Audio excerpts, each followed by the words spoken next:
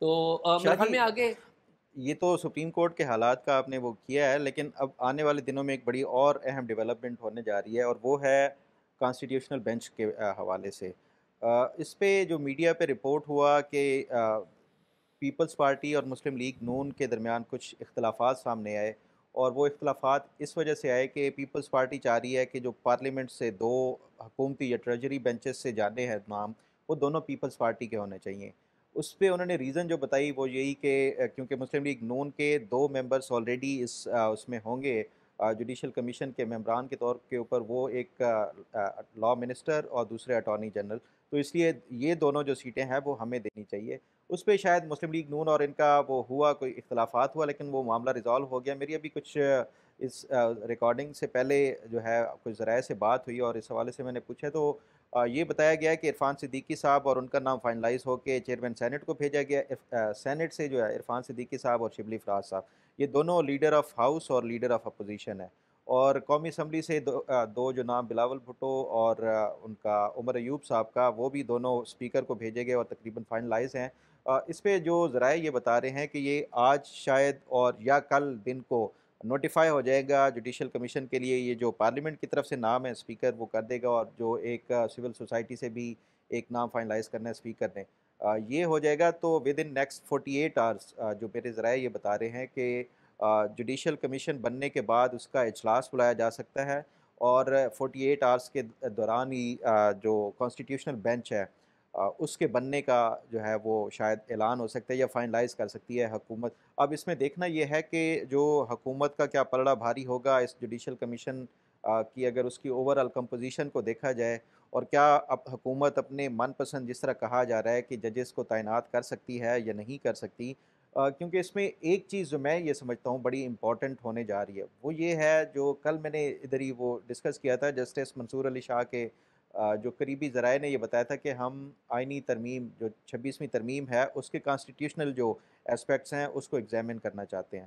تو اب دیکھنا یہ ہے کہ جسٹس منصور علی شاہ کیا وہ یہ سوچ رہے ہیں کہ وہ اس کانسٹیٹیوشنل بینچ کی سربراہی کر کے اس کو وہ دیکھیں گے جو کانسٹیٹیوشنل امینڈمنٹ ہے، یا پھر وہ موجودہ سپریم کورٹ کے ہوتے ہوئے اس جو 26ویں ترمیم ہے اس کے آئینی پہلوؤں کو دیکھیں گے۔ پھر ہم نے یہ بھی دیکھنا ہے کہ جو آرٹیکل 239 اس کا سب کلاس 5 ہے، اس کو بھی دیکھنا ہوگا کہ کیا کیونکہ اس میں واضح ہے کہ جو آئینی ترمیم ہے اس کو عدالت نہ تو جو ہے وہ اس کو وہ کر سکتی ہے، انڈو کر سکتی ہے، یا نہ ہی کوئی اس کو چیلنج کیا جا سکتا ہے کسی کورٹ آف لاء میں۔ پھر یہ کیسے کیا جا سکتا ہے، اس کی اگزامپل پھر یہ دی جاتی ہے کہ جسٹس افتخار چودھری نے 2010 میں جو 18ویں ترمیم تھی اس کو ٹیک اپ کر کے حکومت کو یہ کہا تھا کہ آپ 19th امینڈمنٹ لے آئیں 19ویں، ورنہ پھر میں یہ اس پوری ترمیم کو اڑا دوں گا۔ تو کیا یہ ماضی کی طرح اب بھی یہ ہو سکتا ہے جیسے افتخار چودھری صاحب نے کیا تھا، 26ویں ترمیم کو اڑایا جا سکتا ہے، یا پھر یہ کہ اس کے لیے جو جوڈیشری کی طرف سے کچھ آئے اور 27ویں ترمیم لائی جا سکے؟ تو میرا خیال ہے کہ یہ اب ممکن نہیں ہے۔ آج سے 14 سال پہلے جو تھا ایک معاملہ ڈیفرنٹ تھا، اب جو معاملات ہیں وہ ڈیفرنٹ ہیں۔ اس ٹائم جو تھے اسٹیبلشمنٹ، آپ کو پتہ ہے کہ وہ افتخار چودھری صاحب کی بیک پہ تھی، پیپلز پارٹی کے ساتھ کچھ اختلافات چل رہے تھے، اپوزیشن کی بڑی جماعت تھی مسلم لیگ نون، وہ بھی اس ٹائم پیپلز پارٹی کی حکومت کے اگینسٹ اور جوڈیشری کے حق میں کھڑی تھی۔ تو اس ٹائم جو سیناریو ہے نا وہ ٹوٹلی ڈیفرنٹ ہے۔ تو میرا خیال ہے کہ یہ مشکل ہو جائے گا، جس طرح جسٹس منصور علی شاہ ایک عندیہ دے رہے ہیں کہ 26ویں ترمیم کے ہم کانسٹیٹیوشنل پہلوؤں کو وہ کریں گے، اتنا آسان نہیں نظر آ رہا، کیونکہ پہلے حالات کچھ اور تھے، اب 15 سال ہو گئے ہیں، حالات بہت بدل چکے ہیں، نہ وہ اس طرح کی پارلیمنٹ ہے اور نہ ہی اس طرح کی اب سیاسی جماعتوں کا رویہ رہا ہے جیسے پہلے تھا۔ تو یہ میں سمجھتا ہوں کہ اب آنے والے 48 گھنٹوں میں کچھ اہم ڈیولپمنٹ ہونے جا رہی ہے۔ 48 یا 72 گھنٹوں میں 48 سے 72 یہی ہے، ہاں۔ تو اب یہ بتائیں کہ شاہ جی چائنیز ایمبیسڈر کے حوالے سے آپ بتا رہے ہیں کہ کیا کوئی اہم وہ؟ فخر پچھلے دنوں چائنا کے ایمبیسڈر ایک تقریب میں تھے جہاں پر نائب وزیر اعظم اسحاق ڈار بھی تھے، تو اسحاق ڈار صاحب نے کہا، وزیر خارجہ بھی ہیں وہ، کہ ہم چینیوں کی جو تحفظ ہے اس کے لیے یہاں پر ہر ممکن کام کر رہے ہیں۔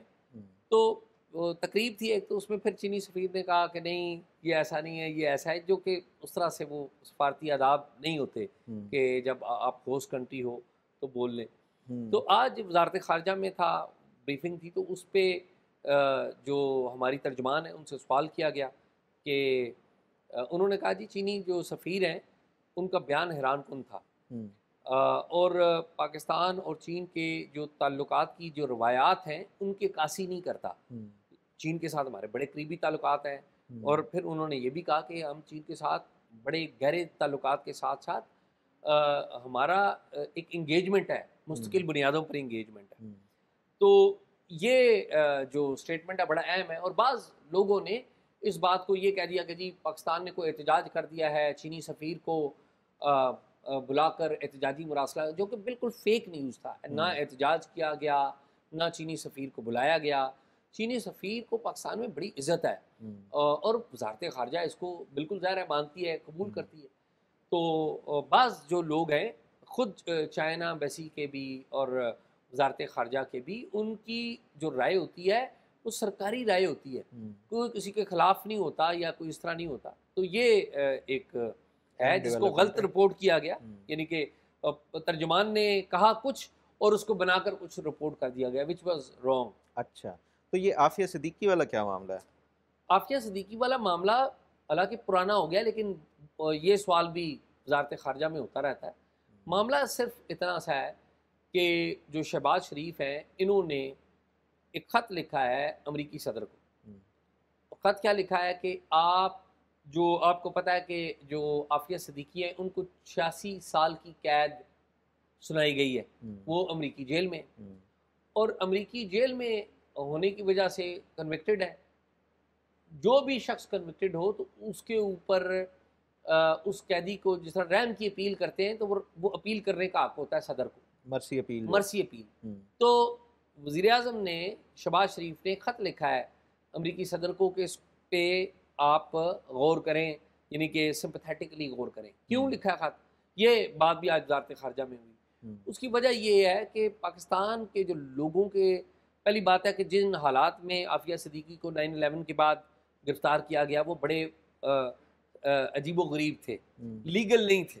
ٹھیک ہے، پھر عرصہ دراز تک عافیہ صدیقی کا کچھ پتہ ہی نہیں لگا. پھر باگرام بیس سے کچھ قیدی آئے تو انہوں نے بتایا کہ جی باگرام بیس سے ایک عورت کی آوازیں آتی ہیں جلوں، قیدی آئے تھے. پھر پتہ لگا وہ عافیہ صدیقی ہیں. پھر پتہ لگا کہ عافیہ صدیقی اکیلی نہیں ہے، ان کا بیٹا بھی ہے. اچھا ٹھیک ہے، پھر آپ کو پتہ ہے پھر عافیہ صدیقی کا جو بیٹا ہے ان کی بہن کو حوالے کر دیا گیا، وہ بھی اپنی ماں کے ساتھ جیل میں تھا. پھر آپ کو پتہ ہے کہ افغانستان میں ان کے اوپر یہ کیس بنا، سزا ہو گئی، پھر یہ امریکہ چلی گئی، ابھی امریکہ میں ہے، وہاں پر بھی پروسیڈنگز کچھ ہوتی رہی ان کے بارے میں. تو اب پاکستان کی حکومت باقاعدہ طور پہ کوشش کر رہی ہے کہ مرسی اپیل فائل ہوگی ہوئی ہے کہ اس کے اوپر غور کریں. اور ساتھ ہی ساتھ ایک لیول پہ یہ بات بھی چل رہی ہے کہ ڈاکٹر شکیل آفریدی اور ڈاکٹر عافیہ صدیقی کا سویپ کا جو ایک، اچھا یہ پاکستان کی طرف سے بڑا مشکل ہے. یہ نواز شریف صاحب کا جو پچھلا دور تھا اس میں بھی یہ بات چلی تھی، لیکن یہ بات ابھی دوبارہ ہوگی. لیکن ابھی آپ کہیں گے فوری کچھ ہوگا تو نہیں ہوگا. اگلے جو 3 ماہ ہیں جنوری تک تو یہ کوئی آگے نہیں بڑھے گا. اس کی وجہ یہ ہے کہ امریکہ میں تو الیکشن ہو رہے ہیں، نئی انتظامیہ آئے گی، تو نئی انتظامیہ کے آنے کے بعد اس بات کا فیصلہ ہوگا. اور پاسبل ہے کہ کوئی ایسی چیز ہو جائے کہ شکیل آفریدی اور عافیہ صدیقی کا آپس میں سویپ ہو، لیکن اس کے لیے بہت سارے چیلنجز ہیں. تو دیکھتے ہیں کہ وہ چیلنجز کیا ہیں. تو میرے خیال میں یہی ہے